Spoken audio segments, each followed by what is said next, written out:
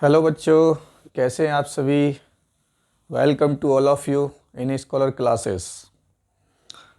आज की क्लास में जो हमारा टॉपिक है वो है थेल्स प्रमेय का विलोम।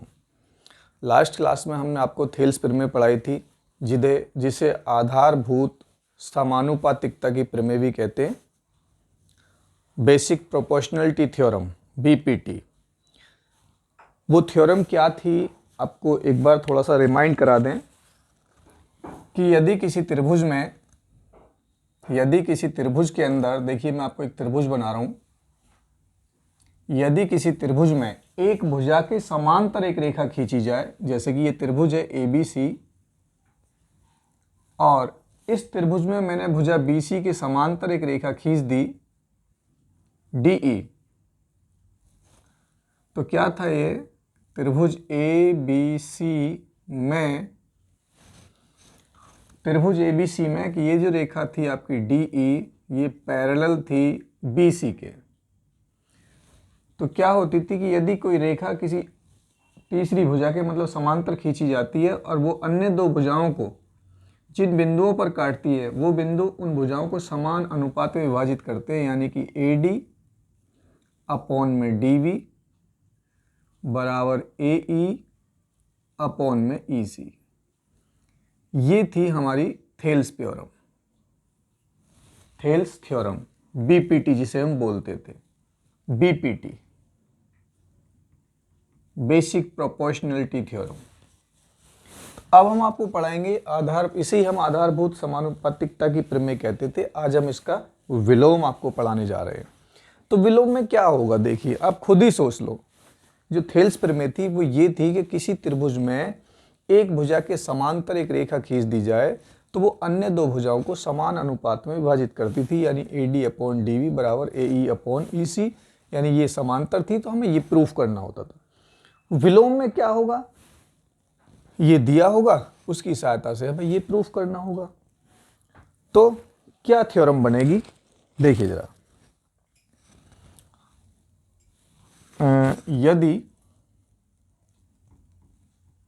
यदि कोई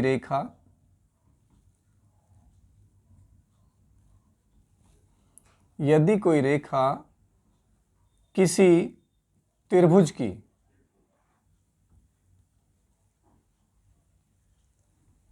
दो भुजाओं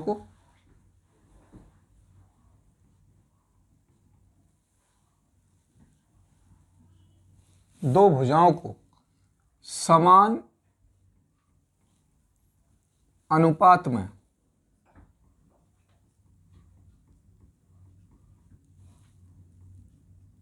विभाजित करती है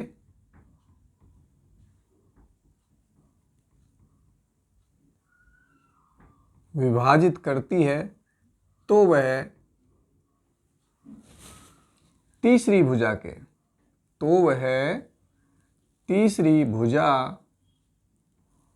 के समांतर होगी।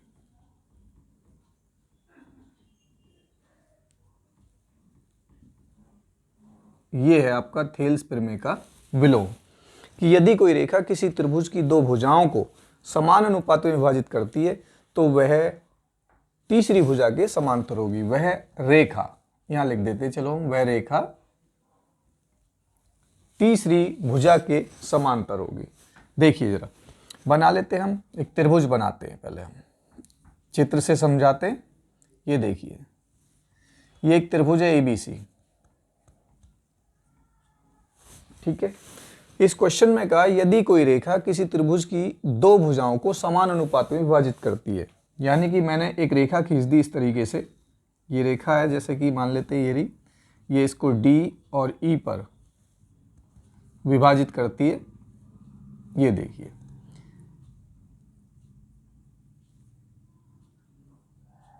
DE।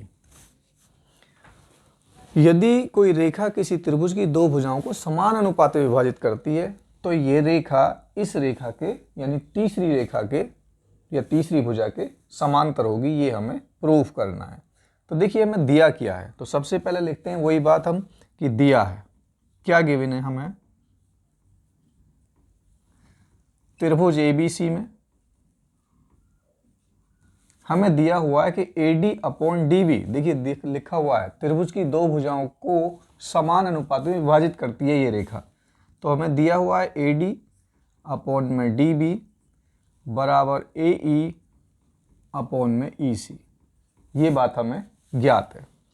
क्या सिद्ध करना है हमें?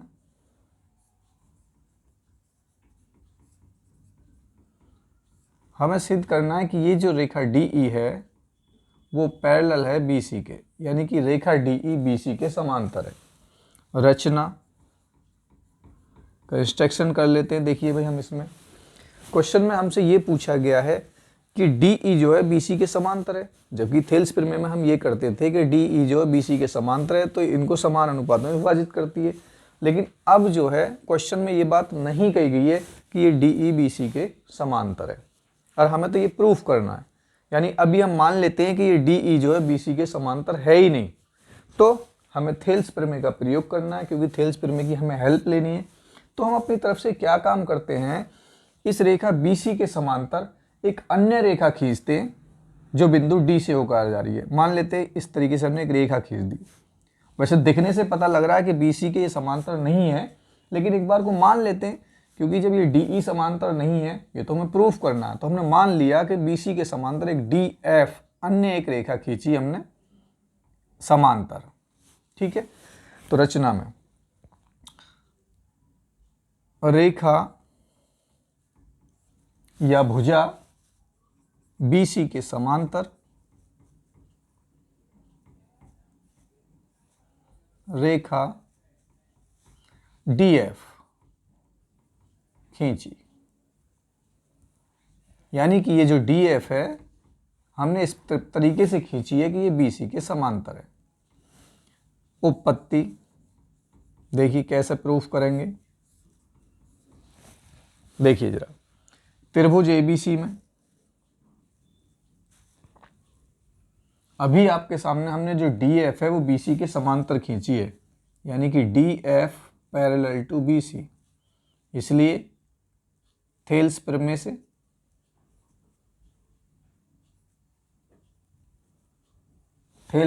से AD अपॉन DB बराबर होगा आपका AF अपॉन FC। इसको इक्वेशन फर्स्ट मान लेते हैं। आपके सामने है, ये थेल्स प्रमेय है। यदि कोई रेखा किसी भुजा के समांतर यानी खींची जाती है तो अन्य दो भुजाओं को समान अनुपात में विभाजित करती है। तो यहाँ पर हमने क्या काम करा, BC के समांतर DF खींची है, तो ये जो DF है अन्य दो भुजाओं को समान अनुपात में विभाजित करेगी, यानी कि AD अपॉन DB बराबर AF अपॉन FC। ये मैंने लिखा है, परंतु AD अपॉन DB, ध्यान से देखिए हमें गिवन है, दिया हुआ है कुछ, AD अपॉन DB बराबर है AE अपॉन AC के, AE अपॉन EC नंबर 2 मान लेंगे इसे, और यहाँ लिख देंगे ब्रैकेट में ये हमें दिया है।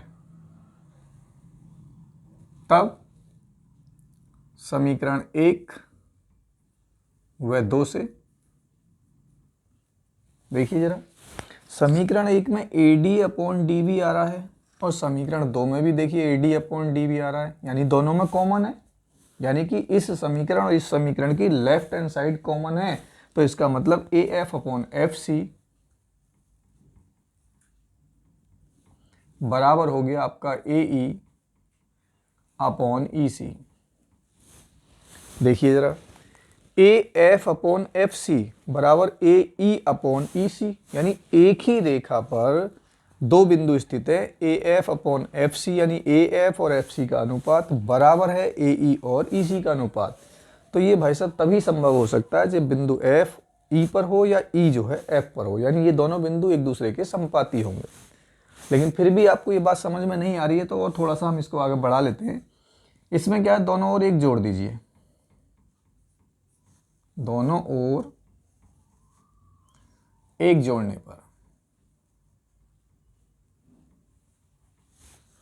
तो ये हो जाएगा AF अपॉन FC प्लस 1 बराबर AE upon EC plus 1। F C LCM हो जाएगा तो ये हो जाएगा A F plus F C upon में एफ सी बराबर A E plus E C upon E C. A F plus F C, देखिए डायग्राम में A F plus F C बराबर हो गया आपका ए सी अपॉन में F C. A E plus E C, ये भी आपका ए सी हो गया अपॉन में ई सी। ए सी से ए सी कैंसिल हो गया, 1 अपॉन एफ सी बराबर 1 अपॉन ई सी। और क्रॉस अगर हम मल्टीप्लाई करते हैं तो ये हो जाएगा आपका एफ सी बराबर ई सी। एफ सी बराबर ई सी आ गया। एफ सी, देखिए ज़रा ध्यान से, एफ सी बराबर ई सी। अगर मैं एफ सी की बात करूं तो देखिए एफ सी आपका इस तरीके से, ये रहा एफ सी, और ई सी की बात करूं तो ये इतना, देखिए ई सी।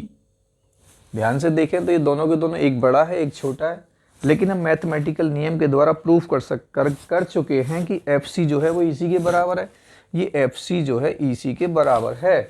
तो ये तो एक ही कंडीशन में हो सकता है कि या तो बिंदु ई जो है ये एफ पर होगा या एफ जो है ये ई पर होगा, क्योंकि हम देखिए प्रूफ कर चुके हैं कि एफ सी का जो मान है वो ई सी के बराबर है, इन दोनों का माप जो है वो समान है। तो ये बात तभी संभव हो सकती है जब बिंदु एफ जो है बिंदु ई पर स्थित हो, यानी ये दोनों बिंदु एक दूसरे के समपाती हैं। तो यहाँ पर लिख सकते हैं यह है तभी संभव होगा जब बिंदु F बिंदु E पर स्थित होगा, अर्थात बिंदु E व F एक दूसरे के समपाती हैं। जब बिंदु F बिंदु E पर स्थित होगा तो इसका मतलब ये जो DF है ये DE के समपाती होगी, यानी कि DF और DE जो है एक ही रेखा होगी, तब DE व DF एक ही रेखा होंगी।